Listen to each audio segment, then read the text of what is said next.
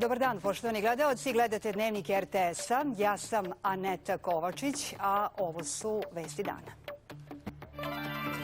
Ukrajinski napad na bazu Saki na Krimu, Rusi granatirali više gradova u Ukrajini, kršenje dogovorenog primirja u Nagorno Karabahu. Eksplozije u Kijevu i Harkovu. Poljska više neće naoružavati Ukrajinu. Zelenski sa Bajdenom u Beloj kući.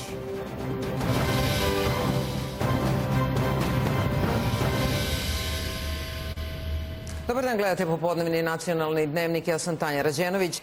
Sa Ukrajinskog fronta borba se preselila u Savet bezbednosti. Iako se u Njujorku nisu sreli ukrajinski predsjednik Zelenski i šef ruske diplomatije Sergej Lavrov su uputili oštre reči jedni drugima. Zelenski je izneo zahteve koje Rusija mora da ispuni ukoliko želi da sukobi prestanu. S druge strane, Lavrov tvrdi da saveznici na čelu sa Ukrajinom blokiraju završetak rata. Mira nema ni na frontu. Okršaj Ukrajine i Rusije je prešao i na Savet bezbednosti Ujedinjenih nacija. Tražila je Ukrajina oduzimanje prava veta Rusiji, smatrajući da upravo to pravo blokira završetak rata. Izneo je predsjednik Zelenski i zahteve kojima bi okončali neprijateljstva. Prvo, kompletno povlačenje svih ruskih trupa i paravojnih formacija, uključujući i ono što je ostalo od crnomorske flote van međunarodno priznatih granica Ukrajine. Drugo, vraćanje celokupne i efektivne kontrole nad svim teritorijama, uključujući Crno i Azovsko more, kao i Kerčki Moreus. Samo ispunjenje ove dve tačke mogu da prekinu sukobe. Iako se nisu sreli, ruski šef diplomatije je optužio Ukrajinu i njene saveznike da krše osnovne principe Ujedinjenih nacija, kao i da se mešaju u unutrašnje poslove drugih država. Ukrajinski neonacisti koji su preuzeli vlast u Kijevu ne predstavljaju narod Krima i Donbasa. Bezrezervna podrška Zapada i kriminalne akcije Kijeva predstavljaju ništa drugo do kršenja principa samoopredeljenja.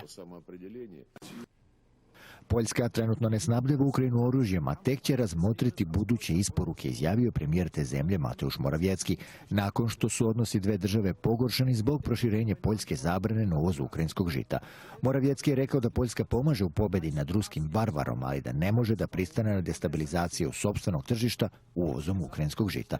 On je istakao da umjesto da šalje oružje u Ukrajinu, Poljska sada aktivno naoružava svoje snage najmodernijim oružjem.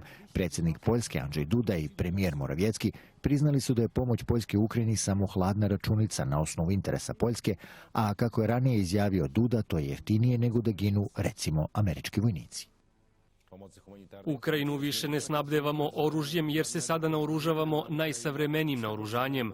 Ako ne želite da budete u poziciji da morate da se branite, morate imati čime da se branite. Sledimo ovaj princip i zato smo dali povećane porudžbine. Danas sam bio u fabrici oružja Lužnik u Radomu. Tamo je i proizvodnja oružja u punom jeku.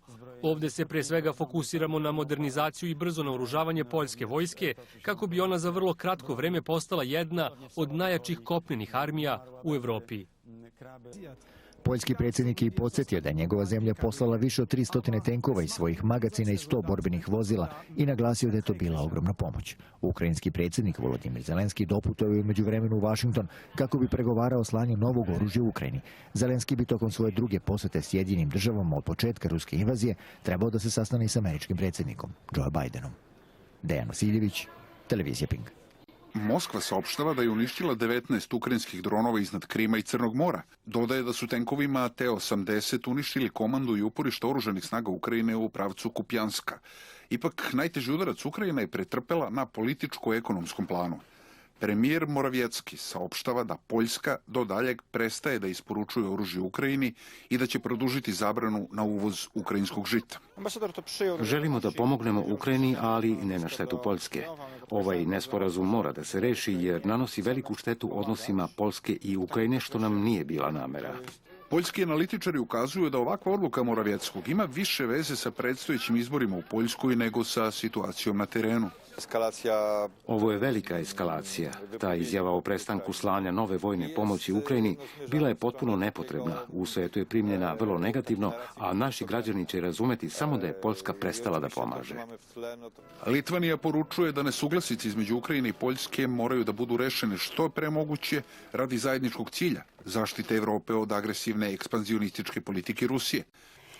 Međunarodni je dan mira. Generalna skupština Ujedinjenih nacija proglasila je 21. septembar danom koji je posvećen jačanju ideala mira, kako unutar, tako i među nacijama i narodima. Na ukrajinskom ratištu, međutim, nema mira. Ruska je vojska izvela jutros najveće raketne napade za proteklih nekoliko nedelja na glavni grad i širom zemlje. Oštećena je energetska infrastruktura. Na desetine osoba je zatrpano pod ruševinama, u toku je potraga za njima. Najviše ih je u Kijevu i Hersonu, gde ima i žrtava u jednoj stambenoj zgradi. U glavnom gradu je 7 ljudi povređeno, uključujući jednu devojčicu, kaže gradonačelnik Kličko. Te donacije su se čule u Harkovskoj, Lavovskoj i Ivano-Frankovskoj oblasti. Ukrajinska služba bezbednosti i mornarice naneli su ozbiljnu štetu vazdušnoj bazi Saki na Krimu. Ruska PVO navodi da je obrano 19 ukrajinskih dronova iznad Crnog mora i Krima, a 3 iznad delova Rusije, Kurske, Belgorodske i Orlovske oblasti. Na istočnom delu fronta nastavljeni su sukobi, posebno oko Bahmuta. Ukrajinskim vojnicima je potrebno još zapadnog naoružanja kako bi ubrzali kontraofanzivu. Ruski avioni i dronovi predstavljaju za nas najveću opasnost. Postavili smo zaštitne mreže kako bismo sačuvali našu vojnu opremu. Potrebno nam je više savremenog zapadnog oružja. Pogoršanje odnosa između Varšave i Kijeva. Poljska više neće slati oružje u Ukrajini zbog spora oko žita. Produžena je zabrana na uvoz ukrajinskih žitarica u tu zemlju i pored drugačije odluke Brisela. Poljska će nastaviti da pomaže u pobedi nad ruskim varvarima, ali ne možemo da pristanemo na destabilizaciju našeg tržišta kroz uvoz ukrajinskog žita. Nažalost, ukrajinski oligarsi su progurali svoje žito na poljsko tržište, što je dovelo do pada cena, pa je vlada morala da zabrani uvoz žita iz Ukrajine. Bijela kuća apelovala na Kongres da odobri novu vojnu pomoć vrednu više milijardi dolara, pre svega za potrebe kontraofanzive. Vojna pomoć Ukrajini biće i tema razgovora u Bijeloj kući predsjednika Amerike i Ukrajine Bajdena i Zelenskog. Bajden se raduje susretu sa Zelenskim i želi da čuje stav sagovornika o napretku kontraofanzive, kaže potparol Bijele kuće Kirby.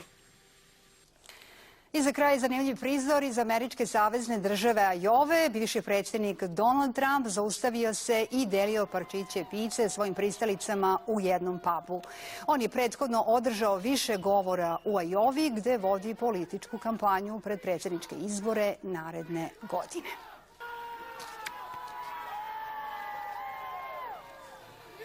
Gledali ste Dnevnik RTS-a. Hvala vam na pažnji. Želimo vam prijetan dan.